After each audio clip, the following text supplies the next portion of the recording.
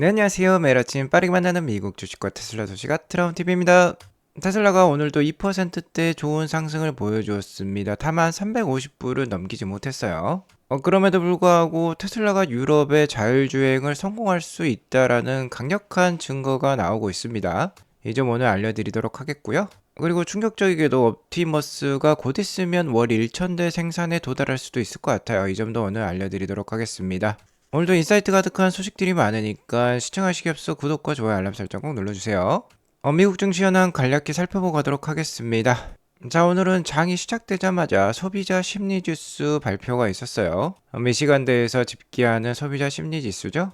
소비자 심리지수가 50.8이 나오면서 최근 거의 3년 이내 가장 낮은 수치가 나왔습니다.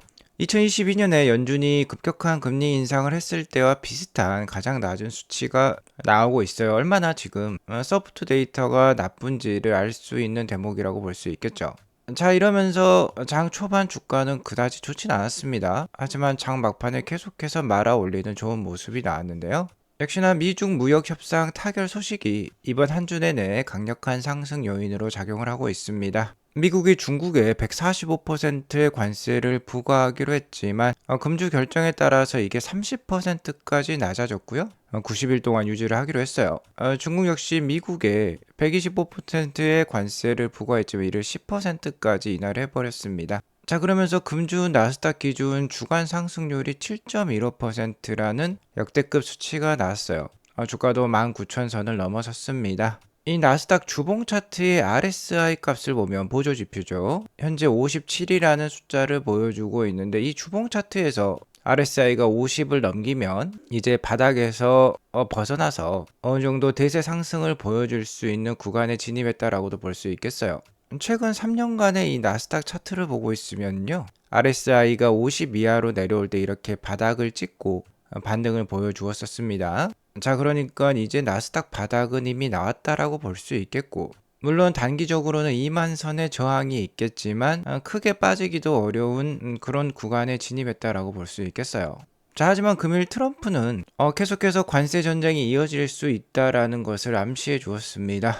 일단 무엇보다도 중요한 국가였던 중국과의 협상이 잘 타결이 되었지만 아직까지 우리나라라든지 기타 주요 교역국과의 협상이 끝난 게 아니에요. 7월 초까지는 계속해서 관련된 소식들이 나올 수 있습니다. 협상에 진전이 없다라고 하면 기존의 관세를 그대로 부과할 수 있다라는 방침을 밝혀주었어요. 자, 그렇기 때문에 올 여름까지는 어느 정도의 주가에 부침이 있을 수도 있겠다라고 보고 투자를 이어가실 필요가 있겠습니다. 뭐 다르게 표현을 하자라고 하면 2025년까지는 아직까지는 주식의 줍줍 찬스가 이어질 수도 있다라는 뜻이 되겠죠. 자, 그러니까 아직까지는 트럼프 정부발 관세 정책에 따른 리스크는 여전하다라고도 볼 수 있겠어요. 다만 중국과의 좋은 분위기가 형성이 되면서 자, 이렇게 심하게 꺾여 내려오는 구간을 이제 벗어났다라고 볼 수 있겠어요. 만약 그때그때 트럼프 관세발 부정적인 소식이 들려온다라고 하면은 나스닥 차트 역시 2만 선의 저항이 있기 때문에 이 기술적 저항과 함께 주가가 흔들릴 수 있다라는 점은 염두에 두시고 투자를 이어가시면 좋을 것 같습니다. 자, 아무튼 금주는 나스닥 빅테크 기업들 그리고 반도체 기업들이 굉장히 좋은 반등을 보여주었습니다. 금주에 가장 강했던 종목으로는 엔비디아와 테슬라를 꼽을 수 있고 팔란티어 정도를 또 꼽을 수도 있겠어요. 역시나 AI 관련된 기업들이 가장 선두에 있다라고 볼 수 있겠고 트럼프 대통령이 대놓고 밀어주는 기업들이 바로 엔비디아, 팔란티어, 테슬라라고도 볼 수 있습니다. 트럼프 임기 동안에 테슬라, 팔란티어, 엔비디아 정도는 들고 갈 필요가 있겠다라고 지금 판단이 되어지고요. 금주 금요일에 이 소비자 심리 지수는 역시나 안 좋게 나왔지만 다행스럽게도 CPI, PPI 지수가 모두 낮게 나왔었죠. 즉 소비자 심리 지수를 보면 지금 체감 경기가 좋지 않다라는 것을 알 수 있지만 CPI라든지 PPI라든지 모두 낮은 수준이 나오면서 스태그플레이션 우려는 없는 거예요. 가장 안 좋은 상황이 스태그플레이션이라고 볼 수 있는데 경기가 안 좋은 상황 속에서 물가마저 높다라고 하면 그게 바로 스태그플레이션이죠. 다만 지금 다행스러운 점은 경기가 안 좋은 방향성으로 흘러가고 있지만 물가 상승은 일어나지 않고 있습니다. 자, 그러면 이런 상황 속에서는 당연히 금리 인하가 필요할 수 있겠죠.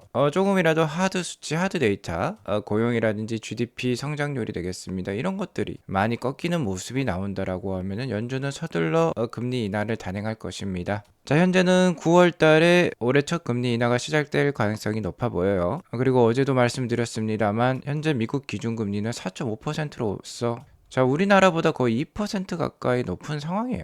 얼마든지 금리 인하를 할 수 있는 룸이 많기 때문에 쓸 수 있는 카드는 많다라고 볼 수 있겠습니다.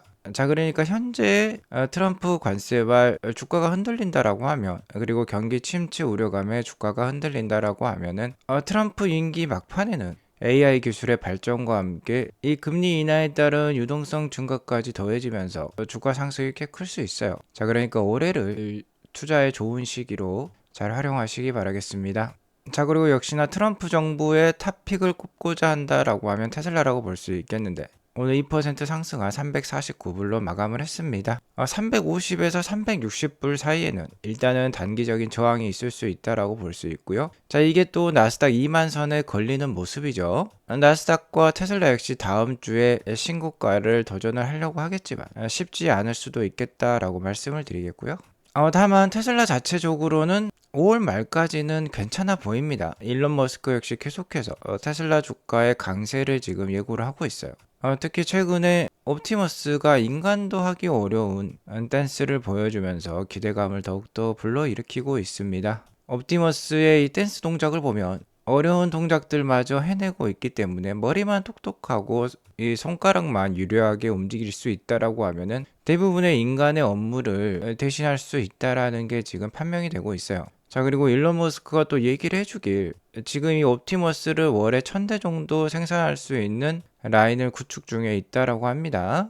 아무래도 연말이 되면 월 1000대 생산 라인이 완성이 되고 이를 보여줄 것 같아요. 자, 이는 프리먼트 공장에서 일단 이루어질 것 같고요. 월 1000대 생산 라인이 끝나면 이제 월 10,000대 생산 라인을 시도를 할 것으로 판단이 됩니다. 자, 올해 연말이 되면 여기 보면은 프로덕션 투어라고 적혀 있죠. 테슬라 공장 내 옵티머스 생산 라인을 견학을 할 수 있을 것 같습니다. 자, 그리고 일론 머스크가 5월부터는 백악관을 나와서 테슬라에 좀 더 시간을 많이 할애하겠다라고 밝혔었는데요. 백악관을 나온 다음에 테슬라 주가 관련 발언을 계속해서 늘리고 있어요. 자, 오늘도 일론 머스크가 직접 이 테슬라 주가의 상승을 보여주면서 뭔가 자신감을 표현을 하고 있습니다. 자, 그리고 오늘 테슬라의 미래를 점쳐볼 또 하나의 소식이 있었는데요. 바로 치폴레에서 20년 동안 CFO로 재직을 했던 잭이 테슬라에 합류를 했어요. 이 잭이라는 분은 2002년에 치폴레에 합류를 해서 치폴레의 상승을 이끌어왔던 인물이라고 볼 수 있겠는데요. 자, 레스토랑 부문 최우수 CFO에도 올랐다라고 합니다. 자, 그러니까 레스토랑 운영에 있어서 관리의 달인이라고 볼 수 있겠죠. 자, 그럼 이분이 합류함에 따라서 우리가 뭔가 테슬라에게 있어서 신규 사업을 기대해봄직하다라고 볼 수 있겠는데 이제 6월이 되면 로보택시를 만나볼 수 있겠는데요. 이 로보택시를 활용을 해가지고 푸드 딜리버리 사업을 테슬라가 할 수 있겠죠. 자, 우리나라로 치면 배달의 민족이라든지 뭐 쿠팡과 같은 서비스가 될 것 같습니다. 자, 특히 쿠팡과도 가까울 수 있을 것 같아요. 쿠팡은 신선식품을 매일 새벽에 배송을 해주고 있는데 자, 이 자율주행차라는 건 이 자율주행 택시라는 건 주간에는 승객을 태우겠지만 야간에는 승객을 태울 일이 별로 없습니다. 야간에 택시를 타는 사람들 별로 없죠. 자, 그러면 테슬라 오너도 잠을 자고 있기 때문에 이 로보택시마저 승객이 없다라고 하면 쉬어야만 할까요? 그것은 아닙니다. 자, 이 로보택시가 쿠팡의 신선식품 배달을 대신을 해주면 되죠. 자, 여기 옵티머스까지 가세를 한다라고 하면 옵티머스가 테슬라 로보택시의 신선식품을 실어주고 로보택시가 여기저기를 돌아다니면서 배달을 할 수 있을 것입니다. 물론 자동차 안에 옵티머스가 타고 있으면서 실제 택배 배달원을 대신할 수도 있겠죠. 자, 그리고 또 하나의 사업은 레스토랑 체인 운영이 되겠습니다. 테슬라 레스토랑을 슈퍼차저와 함께 운영을 하면서 새로운 수익을 새로운 사업을 기대해봄직하다라고 볼 수 있겠는데요. 자, 이분의 합류일이 또 기가 막혀요. 여기 보면 6월 1일로 적혀 있는데요. 로보택시 출시 예상이 또 6월 1일입니다. 자, 이것저것 소식들을 종합해 봤을 때 테슬라의 주주총회는 6월이 유력해 보이고요. 자, 이런 하나하나의 사실들이 일론 머스크의 입지를 더 강화시켜 주겠죠. 그러면 일론 머스크의 보상안도 현재 뭐 8조 달러 수준까지 기대가 되어지고 있는데 높은 수준으로 나온다라고 하면은 테슬라 주가에 큰 힘이 될 수 있습니다. 일론 머스크 같이 똑똑한 CEO가 강력한 비전과 열정을 가지고 그리고 강력한 스톡옵션 보상안으로 동기부여마저 된다라고 하면은 테슬라 주가는 정말 껑충껑충 뛰어오를 수 있겠죠. 자, 그리고 제가 기존 방송에서 일론 머스크가 테슬라는 현재 유럽의 자율주행 승인을 기다리고 있다라고 밝혔었는데요. 자, 이 영상을 보고 있으니까 유럽의 자율주행 금방 승인될 것 같습니다. 지금 앞에 보이는 건 개선문인데요. 이 개선문의 교차로는 세계에서 가장 복잡한 교차로로 유명합니다. 자, 이 상황 속에서 테슬라의 아마 지금 모델 3 같아 보이는데요. 지금 자율주행을 성공을 하고 있어요. Supervised FSD죠. 감독형 FSD가 되겠습니다. 지금 이 복잡한 막 사람도 뛰어다니고요. 자동차가 정말 많아요. 이 지금 세상에서 가장 복잡한 로터리 교차로를 자율주행으로 성공하고 있는 모습 우리가 지금 확인을 해볼 수 있어요.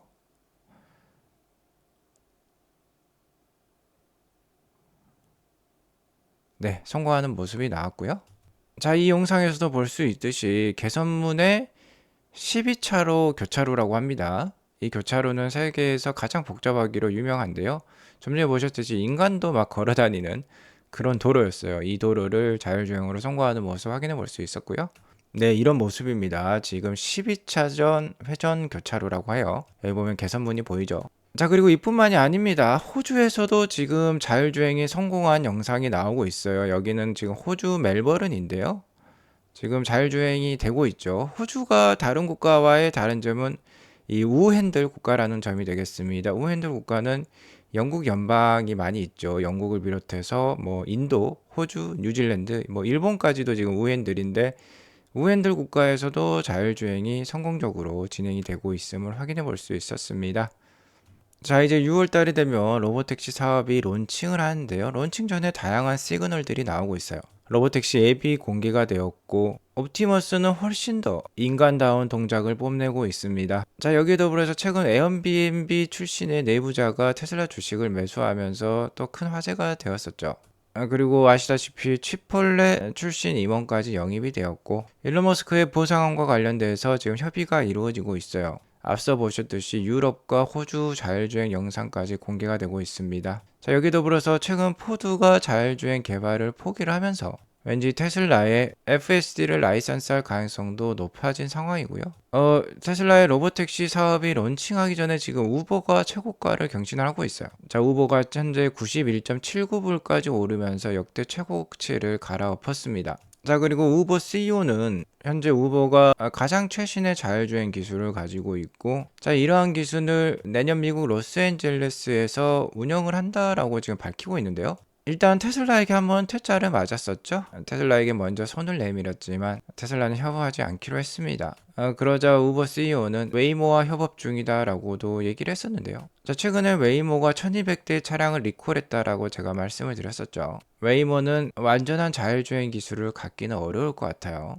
자, 그러면 남은 업체는 중국의 화웨이 정도를 들 수 있을 것 같은데 우버는 신기하게도 폭스바겐과 전략적 협력을 통해 공유 자율주행 서비스를 선보인다라고 합니다. 자, 폭스바겐은 현재 제대로 된 SDV, 그러니까 소프트웨어 기반의 자동차도 만들어내지 못하고 있는데 이런 회사와 자율주행 서비스를 만든다라는 게 지금 이해가 안 됩니다. 물론 이러한 소식에 지금 주가는 최고치를 경신하고 있지만 자, 이렇게 주가가 최고치를 경신할 때 조심해야 돼요. 큰 손들이 개인 투자자들에게 포머를 일으키면서 주가를 엄청 띄웠다가 고가에서 굉장히 팔아 넘길 수도 있습니다.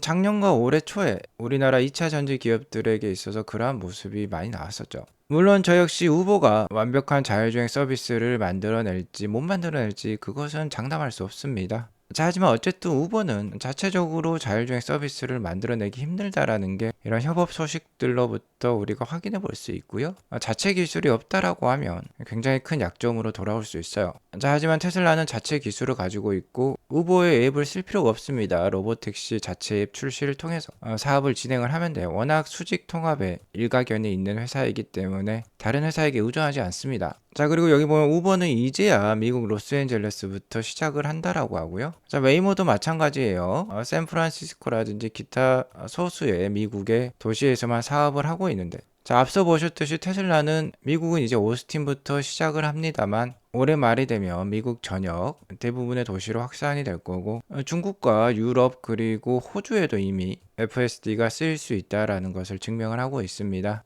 글로벌 세계 전 세계에서 FSD가 가능한 건 테슬라 뿐이에요. 자, 그리고 6월달이 로보택시가 일단 모델 Y로부터 공개가 될 건데 6월달에 로보택시가 공개가 되면 이런 기존 기업들과의 확실한 차이점을 보여줄 것입니다.